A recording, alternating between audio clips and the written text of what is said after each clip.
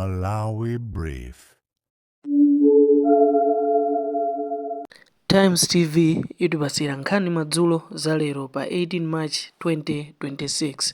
Banki yayikulu ya Reserve yati yakwanitsa kupeza ndalama zokwana 72.6 billion kwacha zimene zinaperekedwa ku hotelo ya Amaryllis ndipo ndalamazo azimitsa kuti zisagwirenso ntchito. Izi wayankhula ndi mkulu wa banki ya George Partridge pamene anakaonekera ku komiti yolondoloza chuma cha boma ya ku nyumba ya malamulo lachitatu. Wezi Gausi anene nkhani yonse. Malingana ndi mkulu wa Reserve Bank a George Partridge, banki iyo inatengapo gawo poonetsetsa kuti ndalamazo zipezeke ndipo aziyika kuti zisagwirenso ntchito. Iwo ati kafukufuku akadapitirira mogwirizana ndi nthambi ya Financial Intelligence Authority kufuna kupeza ndalama zina zimene zidagwira ntchito pa malonda a hotelayo. Pankhani ya ndalama tapeza kuti 90 billion inalipidwa ndipo panopo timachita trace ndalama ndipo tapeza kuti 72 billion taichita trace mpaka na lerolo koma kupitirizabe kuchita trace kuti ndalama zinapita kuti ndipo tikazipeza ndalama zetu kwauza nzathu a FIA amene ali ndi mphamvu yoti angachite freeze ma accounts ndi akuchita be freeze ma accounts ndalama zo akazipeza ifeyo tagwirizana ndi akumabankiku mabanki so anali ndi ndalama zina zimene amapereka ngongole tauza kuti achite reverse kuti mpaka na akhala nazo be ndalamazo koma achite reverse azisunge mpaka na nkhani itafika pa mapeto. Poyankhulapo wapampando wa komiti yolondoloza chuma cha boma ya ku nyumba ya malamulo a Stephen Baba Malondera ati zomwe zinachitika pa nkhani yogulitsa hotelayo ndi zodandaulitsa kwambiri ndipo anthu akutaya chikhulupiriro ku nthambi ya Pensions Fund. Muone liwiro limene la mtondodoka limene linapangidwa kuti chinthu chepa chigulidwe kuti zitatha pamenepo ndalama zija zimene zinatuluka zinaenda bwanji. Ndiye timauzidwa ndithu patenga masiku ndithu kuti apatiri apa koma tinazisunga kumafikirana lero kumafika kuti pa 90 billion panopa pafupifupi 72 billion ndiyonera kuti yagwiridwa. Ndikukhulupirira kuti kwa Malawi ina aliyense amene amafunisisa ataona zinthu zikuchitika moyenera ndi okondwa. Komiti iyo inakumananso ndi a Boyd Hamera amene ndogwirizira udindo wamkulu oyendesa nthambi ya Pensions Fund. Komiti ya PAC ikadapitirira kukumana ndi anthu osiyanasiyana kufuna kumva za mmene zinakhalira pa malonda a hotela ya Amaryllis. Bungwe la Youth and Society lati linalembera kalata spikala wa nyumba ya malamulo kuti ipereke mphamvu yambiri ku komiti ya achinyamata mu nyumbayi pa ziganizo za mnyumbayi kuti zizitha kupindulira achinyamata. Mkulu wa bungweli a Charles Kajoloweka anena izi lachiwiri pomwe mabungwe a achinyamata amakakumana ndi komiti ya achinyamata mu mzinda wa Lilongwe. Brenda Kayo ali ndi zambiri mu ripoti ili. Akajoloweka ati ngakhale chiwerengero cha achinyamata opita ku nyumba ya malamulo pakadali pano chidakwera kusiyana ndi zaka za m'mbuyomu, komabe achinyamata akusowekerabe kupatsidwa mpata popereka ziganizo zawo makamaka pa nkhani ya zachuma cha dziko. Kotero iwo apempha wapampando wa komiti ya Jacob Kaumphawi kuti alondoloze kalata yomwe achinyamatawa adalembera sipikala wa nyumbayi. Kuyang'ana nkhani za achinyamata ku Malawi kunoko tilibe ndithu lamulo lapaderadera lomwe likuthandizira kukwaniritsa ndithu zokhumba za achinyamata komanso maufulu wawo komanso pa nkhani ya chitukuko. Ndi mogwirizana ndi National Youth Council of Malawi komanso unduna wa za achinyamata ndi masekuta zosiyanasiyana ife tikheti kugwira ntchito ndi Youth Caucus komanso Parliament kuonetsetsa kuti tikhazikitse lamulo limeneli kuti lithandizire kugwiritsa chitukuko cha achinyamata patsogolo ku Malawi. Ndipo poyankhapo wapampando komiti ya achinyamatayi a Jacob Kaumphawi anavomereza kuti komitiyi sipatsidwa mwayi ku nyumba ya malamulo kuti ziperekapo ziganizo monga momwe makomiti ena amachitira. Cholinga chathu kufuna kuti tivomerezeke kuti tizitha kumagwiranso ntchito ngati mmene akupangira ntchito makomiti ena kapena makokases ena. Mpaka lipano achinyamata ndi amene akutenga gawo lalikulu kutengera mu chiwerengero chathu m'dziko lino la Malawi. 80% ndi anyamata koma representation mu parliament ndiyo chepa. Bungwe la YAS yapemphanso nyumba ya malamulo kuti ikhazikitse komanso kuvomereza lamulo la achinyamata lovomereza kuti lizitha kuwateteza ufulu wawo komanso kuyankhulapo pa nkhani za chitukuko. Bungwe la MEC likuyembekezeka kuulutsa zotsatira za chisankho chapadera chomwe chachitika lachiwiri.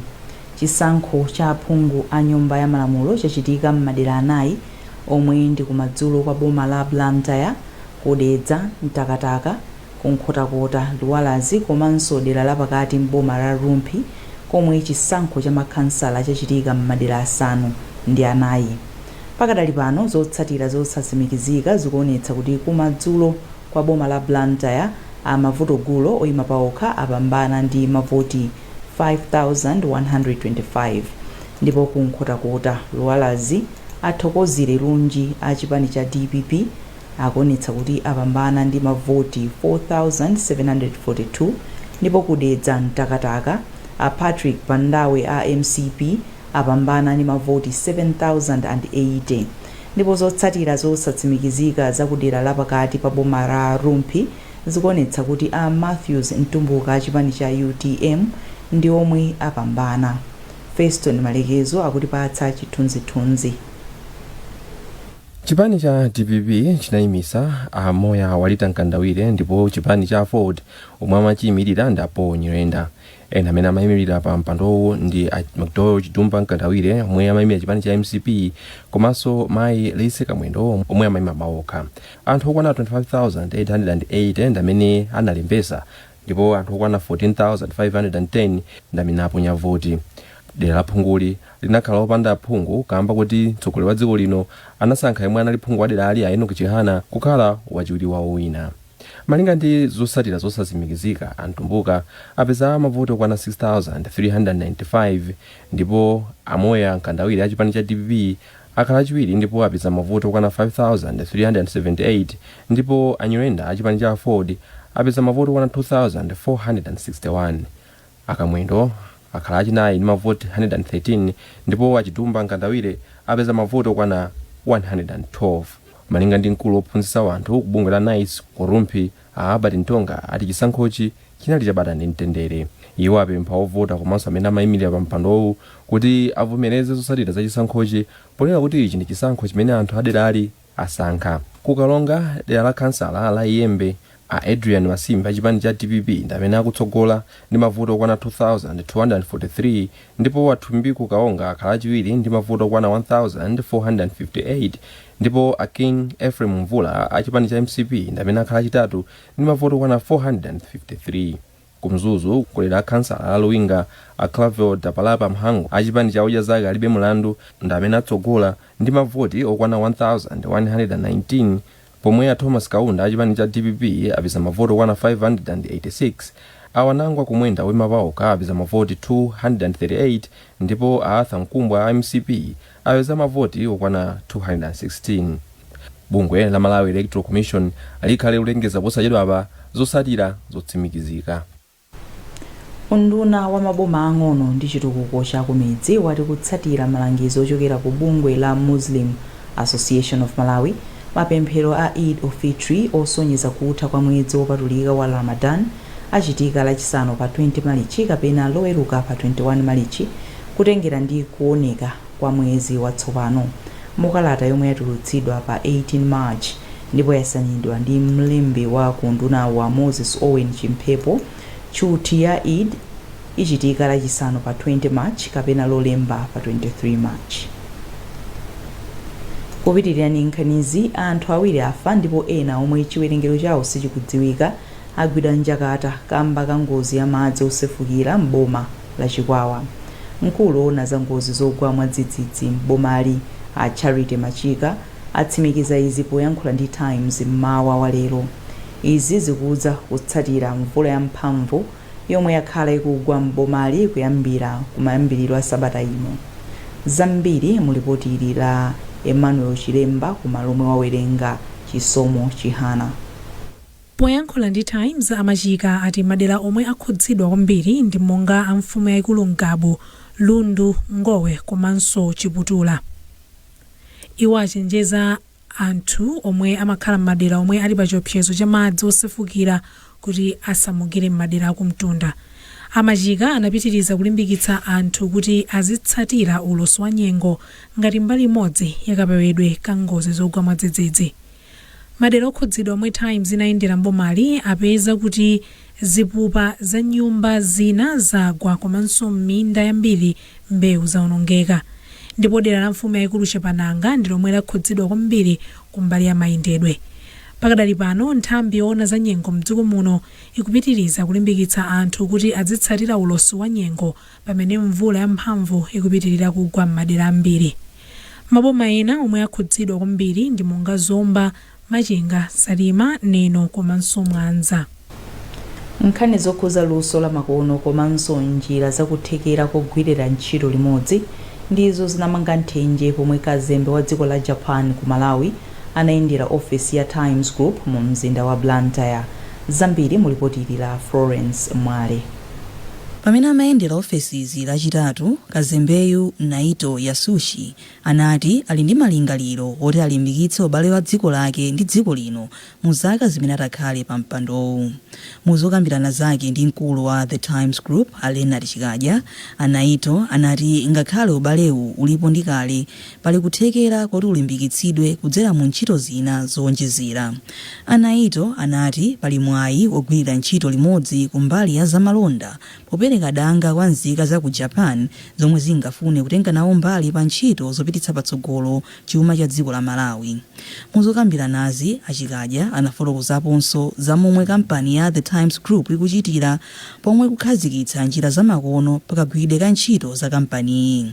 Ndipo Naito anati dziko lawo ndilokonzeka kugwira ntchito limodzi ndi nyumba zolutsa mawu kuphatikiza Times Group popititsa patsogolo mfundo za demokrasi komanso maufulu.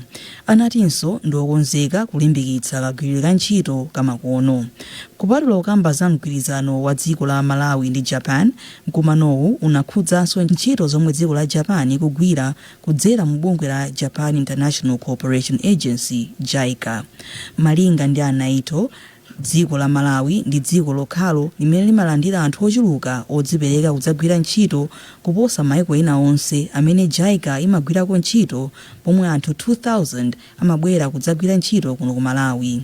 Naito Yasushi anayamba ntchito yawo ya ukazembe pa 30 January 2026 pomwe anakapereka kalata zawo kwa mtsogoleri wa dziko lino Peter Mutharika.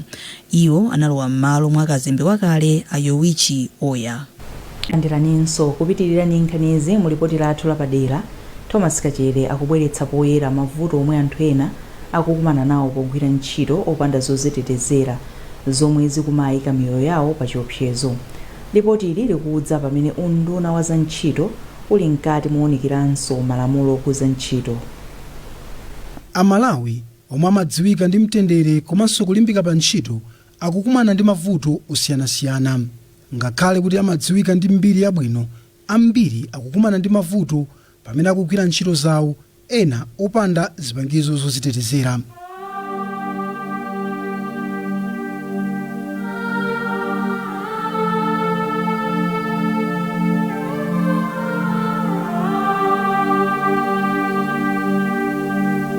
Anthu omwe ali pa ntchito mdziko muno ndi ochepa zomwe zimapangitsa kuti anthu azikagwira ntchito zina zomwe amaphwanyiridwa ufulu wawo.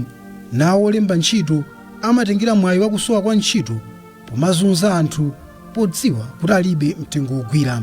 Amalawi akuzunzika m'makampanimu mokuti ena amaswa miyala yakwali m'migodi opanda zozitetezera. Oona za ufulu wa anthu apa ntchito ati izi zimayika miyoyo yawo kugwira ntchito pa chiopsezo. Izi zikutanthauza kuti pakufunika kukhwimisa malamulo kuti anthu azikhala otetezedwa. Robert Mkwezalamba ndi wapampando wa bungwe la Human Rights Consultative Committee. Kupenda kugwirizana pakati olemba ntchito ndi olembedwa kuti tionetsetse kuti oziteteza pa ntchito imene tikugwira zipangizo zoperekedwa kwa iwo amene sanapereke tiatengere mabwalo athu a milandu komanso nzathu apa ntchito oona za malamulo apa ntchito a labor, Minister of Labor amene amakhala ndi achitimati ma inspections kumayendera malo a ntchito koma chifukwa cha kusowa anthu ogwira ntchito malipiro kuchepa chifukwa ambiri olembedwa ochokera mwa school zawo kachenjede amathawa chifukwa cha malipiro kuchepa mboma kapena kuti mu Ministry of Labor omwe ndi ntchito yawo yoti siku ndi siku akadzuka amene akuyendera kandi kumabekale kandi kumafactory kandi ku kampani yophwanya miyala aonetsetse kuti izi zikupangidwa chitetezo cha anthu ogwira ntchito chilipo osati kuwalekerera. Malipoti ena akusonyeza kuti unduna wa za ntchito uli ndi galimoto zochepa zoyendera malo ogwira ntchito. Wofalitsa nkhani za undunawu Atabu Kita ati ndi okhudzidwa ndi nkhaniyi. Unduna wa za ntchito uli okhudzidwa ndi malipoti amene akuonetsa kuti pali antchito ena akumagwira ntchito m'malo opanda zovala zozitetezera. Unduna ufunira kunenetsa kuti izi ndi zolakwika ndipo zikuphwanya malamulo a ntchito a mdziko lino. Lamulo la Occupation Safety and Health limanena kuti olemba ntchito akuyenera kuti apereke zovala zozitetezera kwa antchito wawo mwaulere.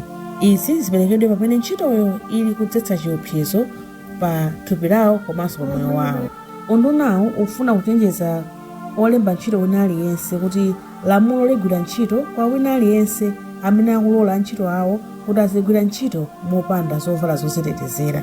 Pakali pano unduna ufuna kunenetsa kuti upitirira kupanga ma labor inspections kapena kuti kuyendera makampani maofesi poonetsa kuti akutsatira malamulo komanso kuti wantchito wina aliyense akugwira ntchito malo abwino komanso moziteteza. Akatswiri za pa ntchito alangiza boma kuti lichilimike polimbikitsa olemba anthu ntchito kutsatira malamulo. Membala wa bungwe la Malawi Congress of Trade Union Ronald Mbewe akufotokoza.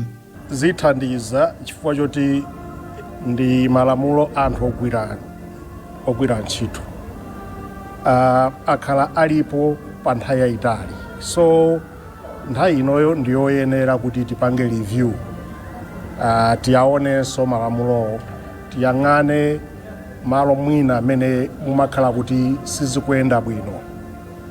Tikatero tipange filu magapo oteronso. Posachedwapa mkulu woona za malamulo ku undunawu Ofa Alide analengeza kuti undunawu waunikanso malamulo apa ntchito kuti athane ndi mavuto osiyanasiyana. Ngati ministry tapanga draft mabilu awiri, Employment Act ndi Labor Relations Act. Mabilu akufunika kuti apange replace ma current acts omwe tili nawo. At the moment tili ndi Employment Act ndi Labor Relations. Employment it was passed, I think, Parliament, that was 2000. Ndiyo padusa zaka 25 tisanaipange update.